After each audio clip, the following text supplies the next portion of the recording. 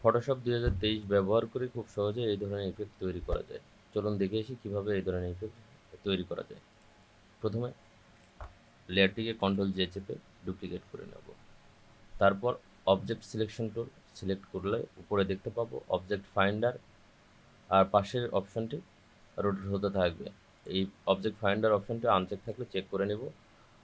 তারপর পাশের অপশনটি রোটেট হতে থাকবে ততক্ষণ পর্যন্ত যতক্ষণ না আমাদের ব্যাকগ্রাউন্ড এবং অবজেক্টটিকে আলাদাভাবে ফাইন্ড করতে পারে। ফাইন্ড হয়ে গেলে দেন রোটেশন বন্ধ হবে। আমাদের অবজেক্টটি আলাদাভাবে ফাইন্ড হয়ে গেছে। অবজেক্টটির উপরে ক্লিক করে একটু ওয়েট করলে দেখতে পাবো অবজেক্টটি সিলেক্ট হয়ে গেছে। সিলেক্ট হয়ে গেলে অ্যাড লেয়ার মাস্কে ক্লিক করব। তাইলে আমরা দেখতে পাবো আমাদের অবজেক্টটি আলাদা হয়ে গেছে। আমাদের কাজের সুবিধার্থে টেক্সট লেয়ারটি আগেই নেওয়া ছিল। টেক্সট লেয়ারটিকে 2 লেয়ারের মাঝখানে দেব।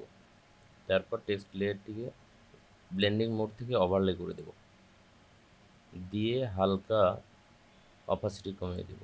তাইলে আমরা এই ধরনের একটি ইফেক্ট পেয়ে যাব।